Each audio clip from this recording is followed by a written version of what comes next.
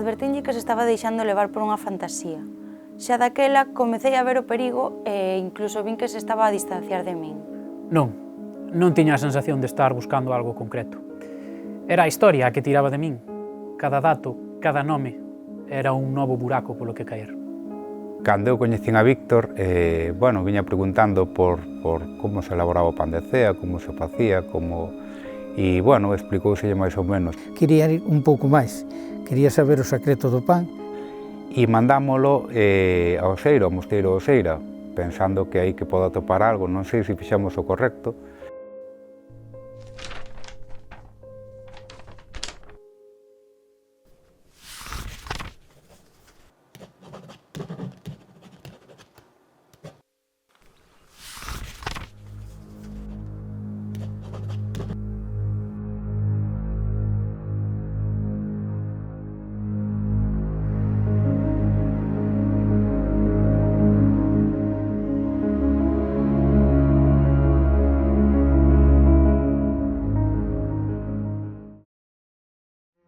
Como cada inverno, o vento rasgaba os muros e as oracións repetíanse ao ritmo das campás.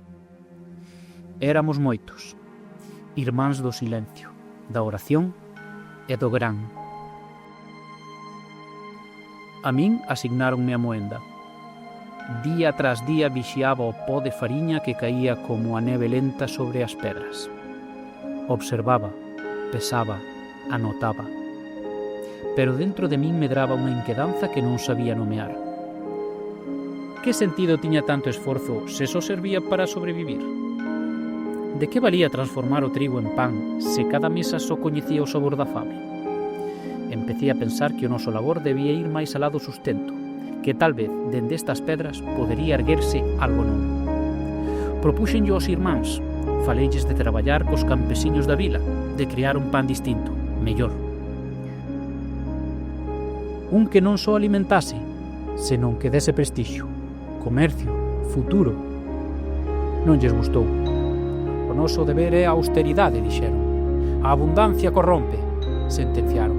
Acusáronme de desexar o ouro dos mercados, de esquecer a humildade, pero eu non buscaba moedas, senón destino. Foi entón cando atopei un muiño que non coñecía, á beira do río. No seu interior, unha muller de mans ásperas e mirada clara. Panadeira da vila. A súa familia levaba xeracións amasando, sen medida, sen descanso. O segredo non está só na fariña, díxome. Oíra falar algo especial, que permitía acadar a excelencia gastronómica. Un segredo de tempos afastados. Acudín á biblioteca do mosteiro, na procura das transcripcións de época romana. E ali estaba. Combinamos os nosos coñecementos, cambiamos o repouso, axustamos a temperatura. Fracasamos. Ao principio. O pan saiu do forno cunha codia firme, un arrecendo profundo e unha miga que resistía os días.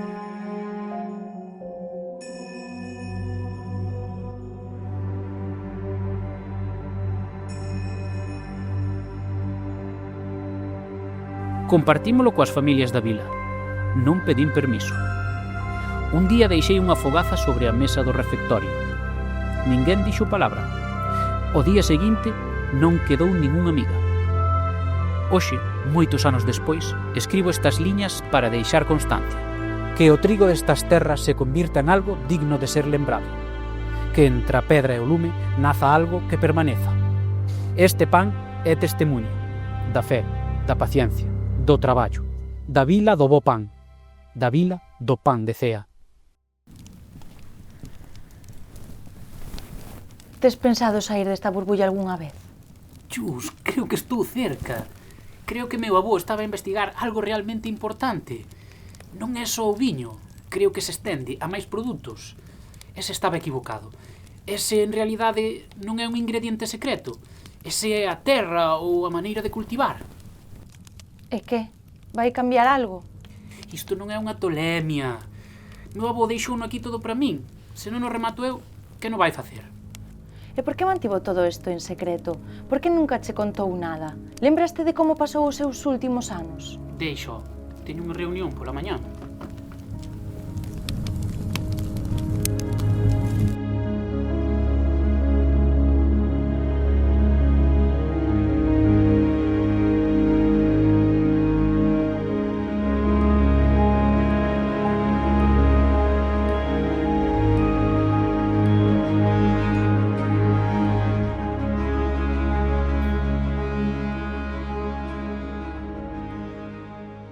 Estar nun dos fornos máis antigos, que chamase o forno do Lodairo.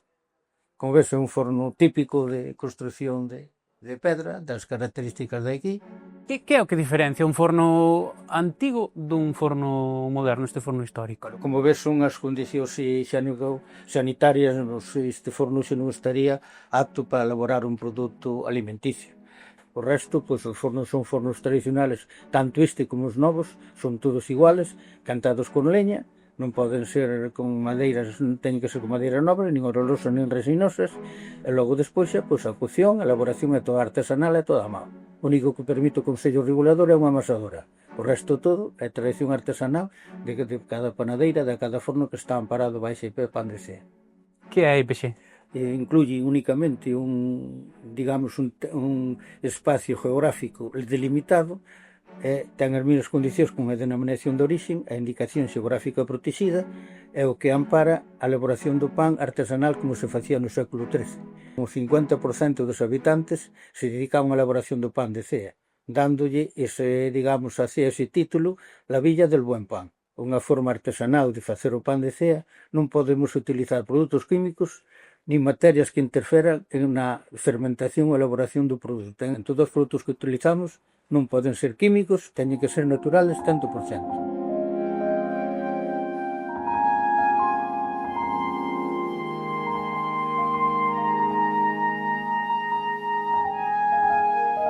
Como é a historia do pan de Cea? Como nace históricamente o pan de Cea? Eu teño oído falar moito do mosteiro de Oseira en relación co pan de Cea. Cal é o papel dos mosteiros? Aínda que non está documentado totalmente, eu estou convencido de que hai dous elementos que influíron moito na elaboración, que influíron moito en como se elaborou o pan de Cea. Un é o mosteiro de Oseira, naquele momento pois era a capital de provincia prácticamente por o poder que tiñan os mosteiros naquele momento.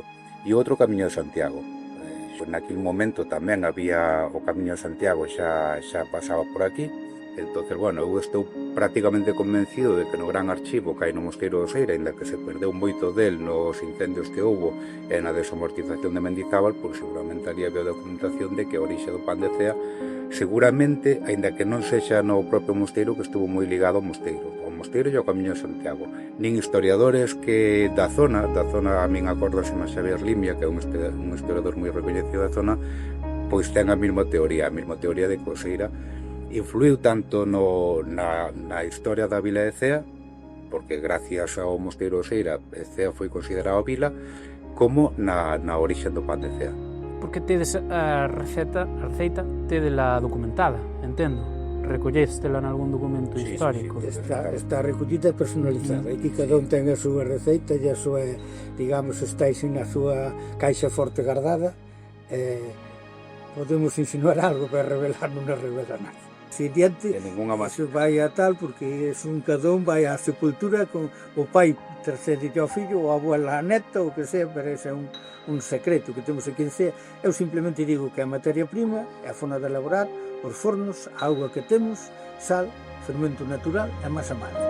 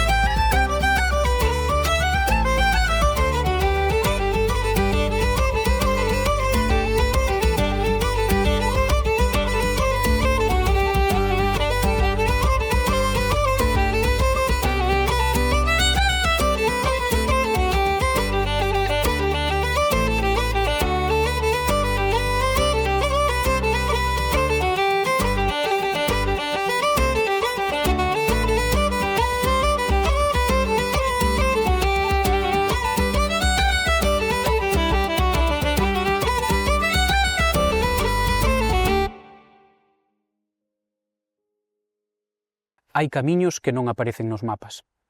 Son traxectos silenciosos, feitos de palabras gardadas. Cando fun a cea por primeira vez, pensei que só atopara pan. Pero había algo máis.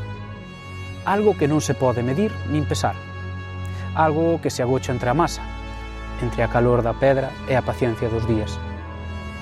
Se o segredo existe, está aí, entre as cousas pequenas que ninguén ve. E quen queira atopalo, ten que mirar con ollos novos, como quen aprende a andar de novo pola súa propia terra.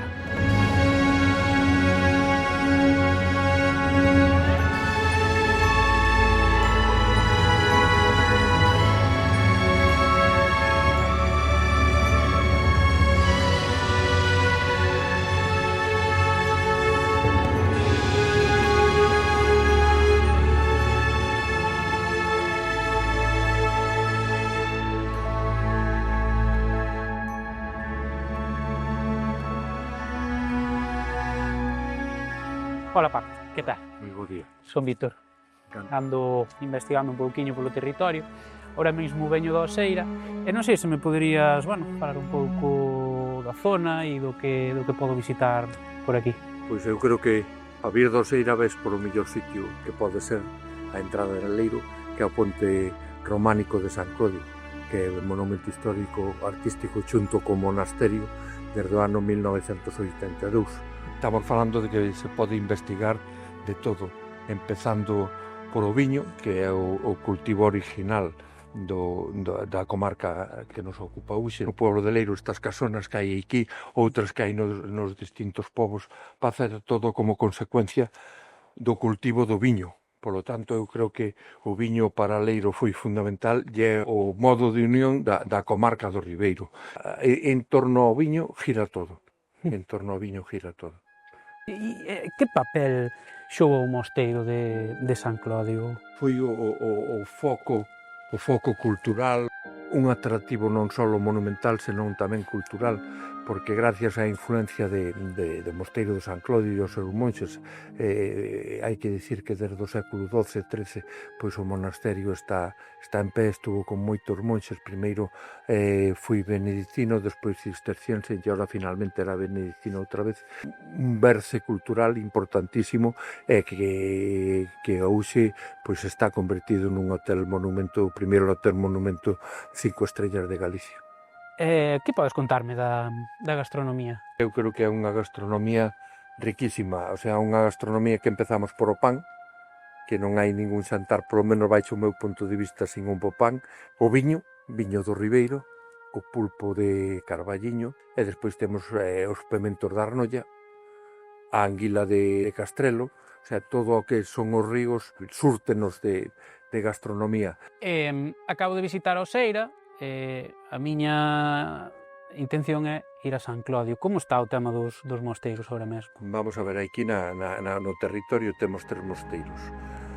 O do Sira, que lle chaman o Escorial Gallego, porque é unha preciosidade, se estuveches nil, viches como está, é o único que ten actividade religiosa, por decirlo de alguna maneira. Despois está o monasterio de San Clodio, que estaba abandonado, e alá por o ano 95-97 conseguimos rehabilitalo. E despois está o monasterio de Melón, que está nunha fase inicial, están intentando, levan anos intentando rehabilitalo, pero está en ruínas. Que podo visitar a parte dos mosteiros para coñecer mellor a zona? No aspecto histórico hai multitud de iglesias, multitud de románico en todos os concellos, hai incluso algunhas zonas de barroco, hai unha capilla en Ribadavia que é San Xés de Francelos, que é prerrománica, os balnearios todos que esta comarca, e nos decimos que se Ourense é a provincia termal, o corazón da provincia termal é o Carballiño Ribeiro. É a zona que máis balnearios ten en actividade, e o paisaje, por exemplo, que é o monumento natural de Pena Corneira. Eso é espectacular, está declarado monumento natural, e despois hai rutas de senderismo en todas as esquinas, hai un montón de ríos que atravesan a comarca, pero bueno, o principal son o Miño, o Avia, o Arenteiro e o Arnolla.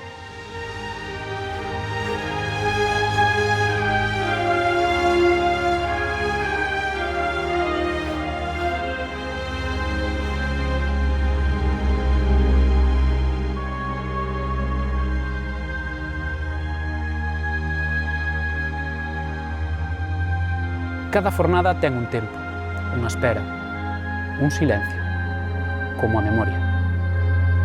Este pan fala sen palabras, conta historias en letras. Non todo está nos libros. O que queda entre a xente, no cheiro do forno quente ou na fariña pegada ás mans, iso tamén é historia. Iso tamén importa.